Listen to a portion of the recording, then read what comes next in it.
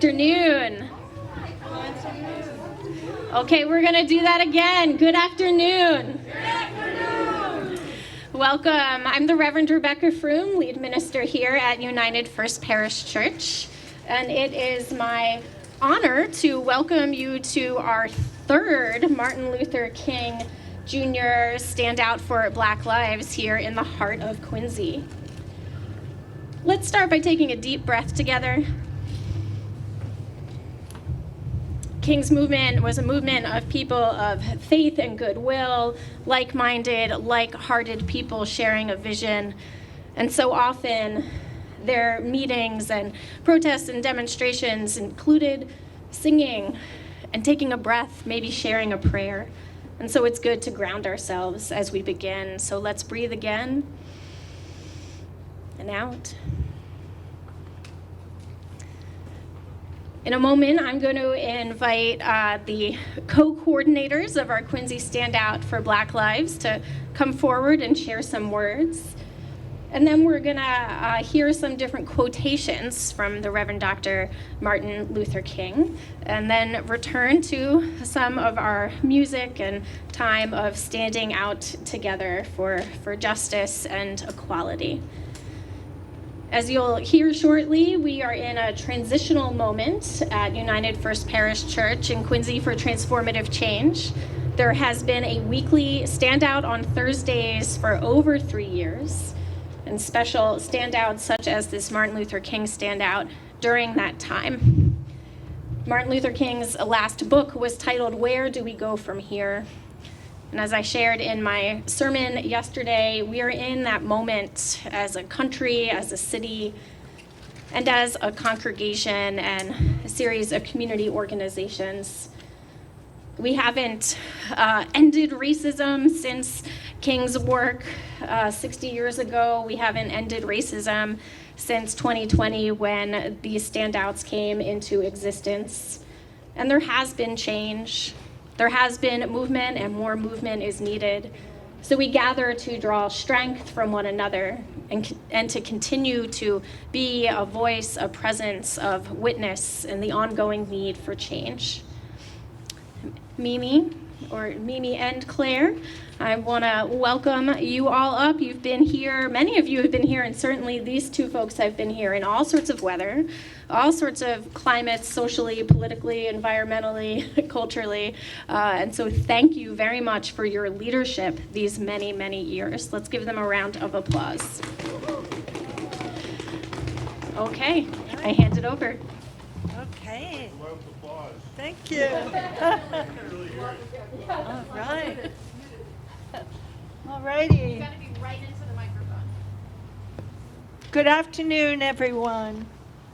On behalf of our group, Stand Out Quincy for Black Lives, we want to share the word that our group is taking the hiatus from our weekly gatherings, and we intend, however, to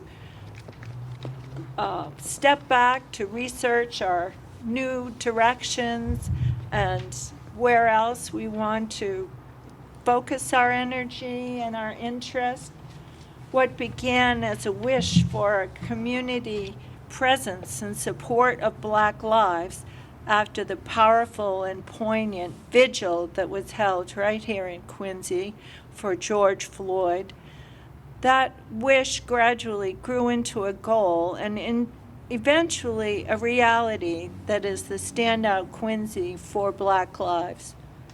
For well over 3 years, our weekly standout has greeted everyone who's passed by or driven through Quincy Center, providing comfort and welcome to many, and discomforting some who still cling to some racial ideas. Our message was well received, and many folks shared that they had found hope and great encouragement from our message, especially in some very dark times. We received a lot of personal gratitude and thank yous from people that was incredibly touching to us. The stalwart members of our group many here today, found strength and camaraderie with each other. We work together to promote the goals of diversity, equity, inclusion, and belonging by our weekly actions, lobbying the mayor and the city council, letter writing, and working with councilors Mahoney and Liang particularly.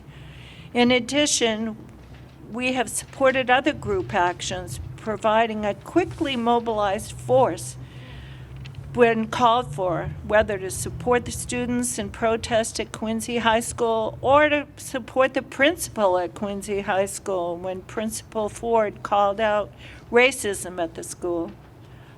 And most recently, protesting the show of hatred by white supremacist neo-Nazis right here in our own city at Eastern Nazarene College. We've been graciously supported and hosted by the United First Parish Church through the ministerial staff and the board of directors as well as members, and we are filled with gratitude. We have joined with other activist groups and rallied together and achieved community goals, and it has been really empowering, and those connections will be long-lasting. So I thank my partner in crime, Claire Fitzmaurice. When I mentioned to Claire my vision for a little standout, she grabbed my arm, and together we've been carrying on for a long time. Time flies. And time flies, right. And so thank you so much. Do you have something you'd like to say? Hello, I am Claire Fitzmaurice, and I didn't prepare any remarks the way Mimi did, but I was thinking about how today is the only National Day of Service that has been or called for by law by our federal government, a day of service in memory of the life of Dr. Martin Luther King. I don't think they mean that to be one day of service just in January when everybody wants to have a long weekend. I think it's a call for community service throughout the year. And it was through community service that Mimi and I became friends. We met while gardening at the Thomas Crane Public Library. We take care of those flower beds. That is our happy place. And it gave us, thank you very much, but it gave us a lot of healthy places, a healthy place to be in spring and summer of 2020 when everything was locked down during the COVID pandemic. But when everything went nutty with the murder of George Floyd, we could commiserate in the garden, but there was also the sense, but what then must we do? It wasn't enough to just march or to stand in one vigil here or another powerful vigil on Wollaston Beach. It called for a regular witness, and it all started in a garden. So the lesson is, if you're trying to decide whether you want to try gardening, do it. Very, very healthy activity. And you meet wonderful people, and then we've just met the most amazing people here in Quincy, and that has been just an exciting adventure for us. So thank you all for coming out today. We are so glad you're here. Thank you. Can we start the meeting? We can. Do you want to do yours? while Okay. we're here? Right on the mic. Okay, so we have some selections from Dr. King's writings, and I would like to read from his sermon delivered at the Dexter Avenue Baptist Church, Loving Your Enemies. It's not only necessary to know how to go about loving your enemies, but also to go down into the question of why we should love our enemies. I think the first reason that we should love our enemies, and I think this was at the very center of Jesus' thinking, is that hate for hate only intensifies the existence of hate and evil in the universe. if I hit you and you hit me and I hit you back and you hit me back and go on. You see, that goes on ad infinitum. It just never ends. Somewhere, somebody must have a little sense, and that's the strong person. The strong person is the person who can cut off the chain of hate, the chain of evil. And that is the tragedy of hate, that it doesn't cut it off. It only intensifies the existence of hate and evil in the universe.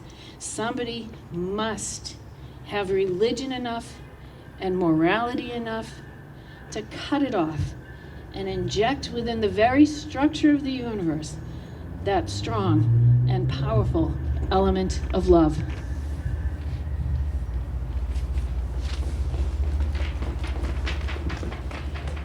Whoops. Hi, I'm Bonnie Gorman. I'm a Vietnam combat support veteran and am going to read some remarks from the Beyond Vietnam speech, which he produced in August of '67, which changed the nature of the anti-war movement quite dramatically. I had the honor of working with and walking both in Boston and in D.C.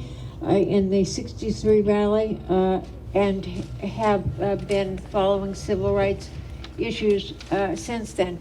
But this is the remarks from the Beyond Vietnam speech. As a veteran with Veterans for Peace, we are very grateful that he did turn his attention to the anti-war movement.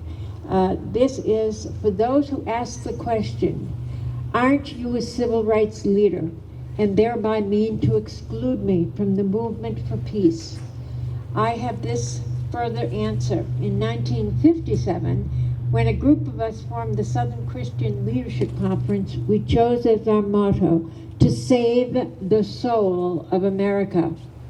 We were convinced that we could not limit our vision to certain rights for Black people, but instead affirmed the conviction that America would never be free or saved from itself until the descendants of its slaves were loosed completely from the shackles they still wear.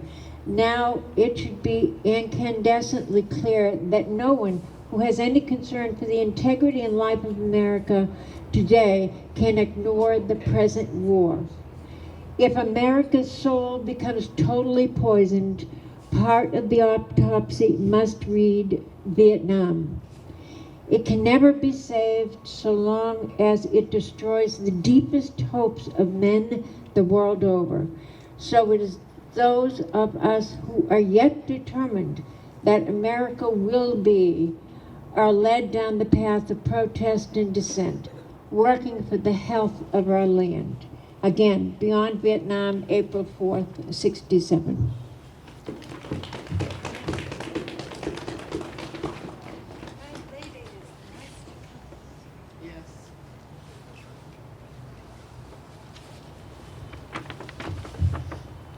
Okay. I'm Kathy Campbell, and I just have a reading from the Drum Major Instinct sermon delivered at the Ebenezer Baptist Church on February 4th, 1968. The other day, I was saying I always try to do a little converting when I'm in jail. And when we were in jail in Birmingham the other day, the white wardens all enjoyed coming around the cell to talk about the race problem. They were showing us where we were so wrong, demonstrating. And they were showing us where segregation was so right.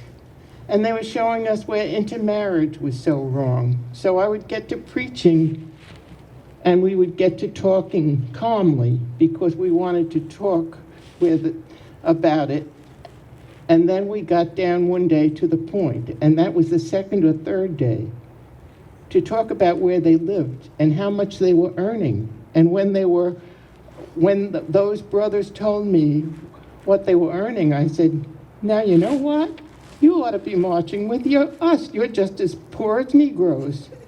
And I said, you are put in the position of supporting your oppressor because through prejudice and blindness, you fail to see the same forces that oppress Negroes in the American society oppress poor white people. And all of you are living on in the satisfaction of your skin being white and the drum major instinct of thinking that you are somebody big because you are white. But you're so poor you can't send your children to school. You ought to be out here marching with every one of us every time we have a march.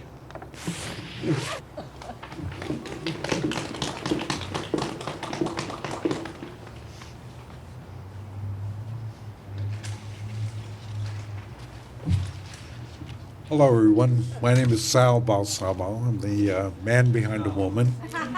And this, okay, this reading comes from the writing of Dr. King of The World House, in Where Do We Go From Here? Chaos or Community?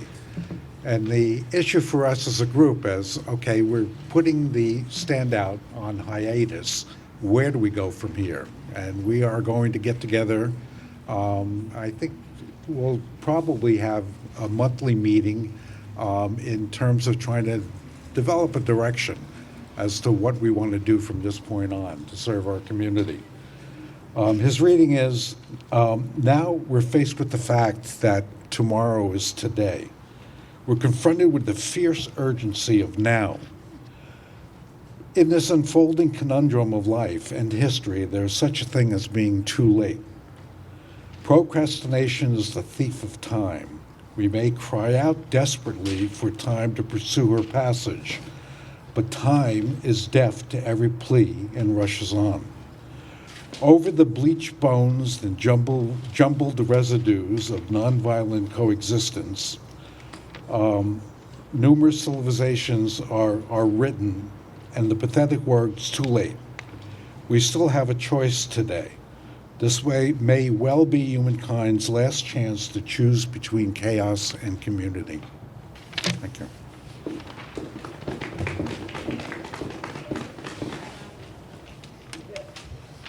Hi, my name is Shiv Singh, and I want to say a little bit for the standout that I have been associated with since 2.5 years. I am an immigrant. I came to US in 2013.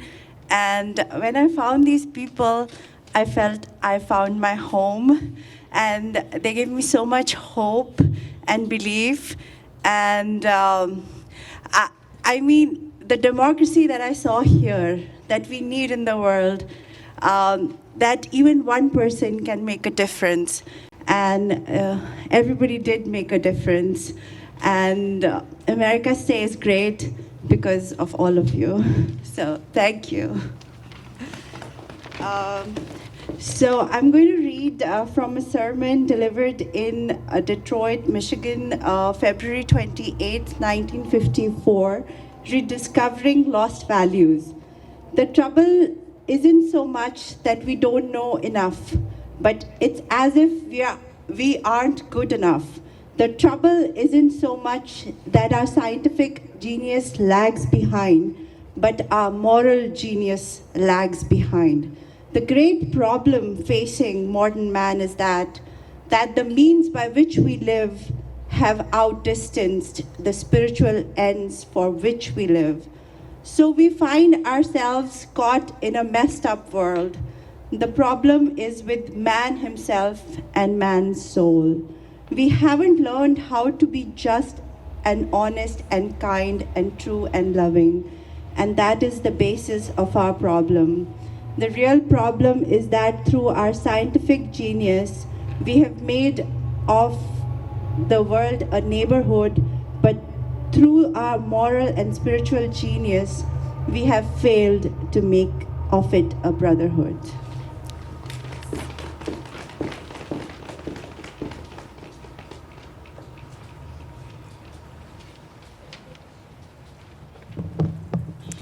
Hi, I'm Diane. I was introduced to this wonderful group through Shiv, who you just met.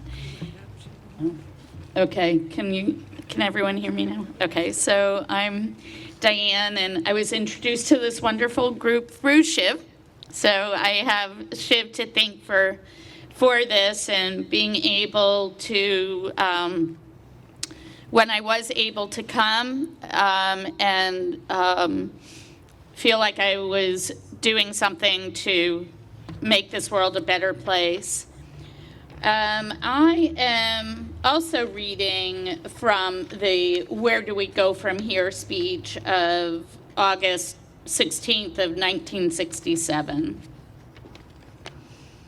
Let us be dissatisfied until slums are cast into the junk heaps of history and every family will live in a decent, sanitary home. Let us be dissatisfied until the dark yesterdays of segregated schools will be transformed into bright tomorrows of quality integrated education.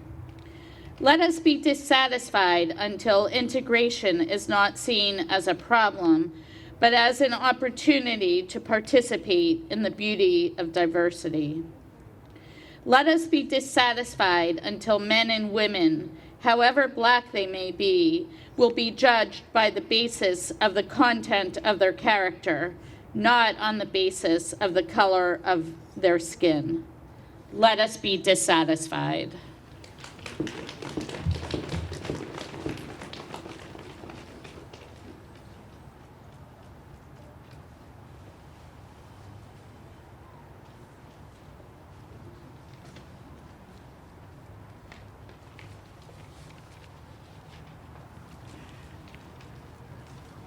It's me again, Mimi Balsamo.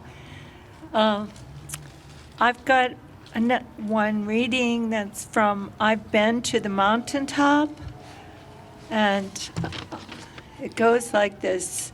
Another reason I'm happy to live in this period is that we have been forced to a point where we are going to have to grapple with the problems that men have been trying to grapple with through history, but the demands didn't force them to do it.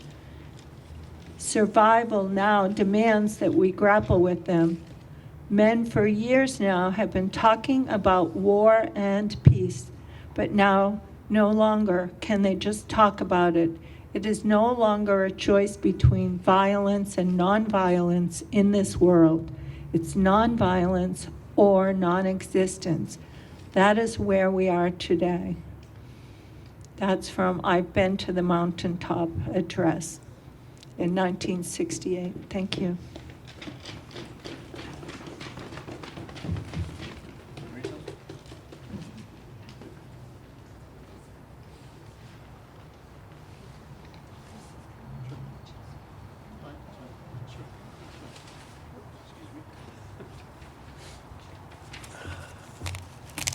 Yep, it's a very auspicious day here at the, I think it's a point of transition and carrying forth what's been started here by Mimi and Claire and the core group who've been here witnessing so much and for so long and so well.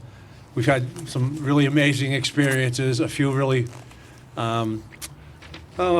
mean, a few very funny.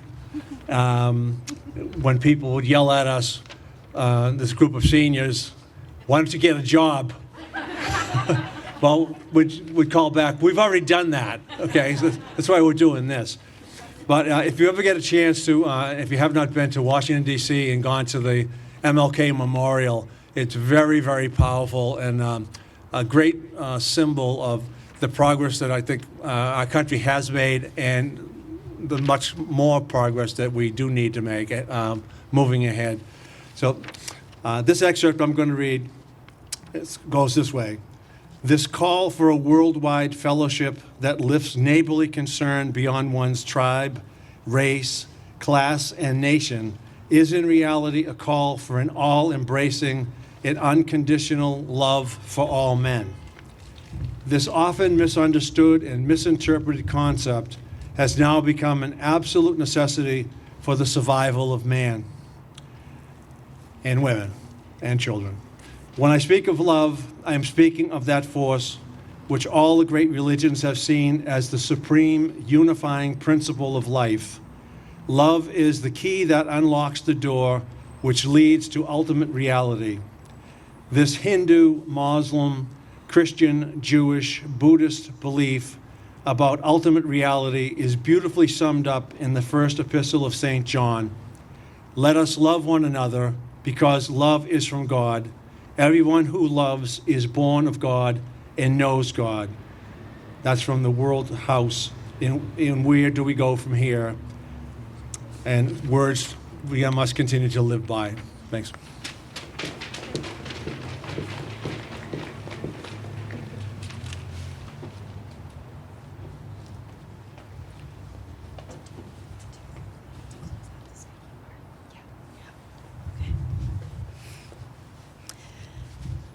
Let's return to that deep breath.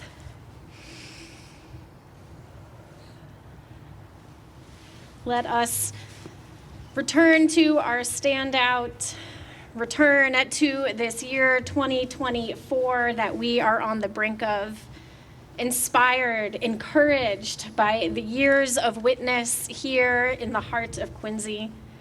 Let us remember that the struggle for racial justice began long before Dr. King. It's continued after his killing.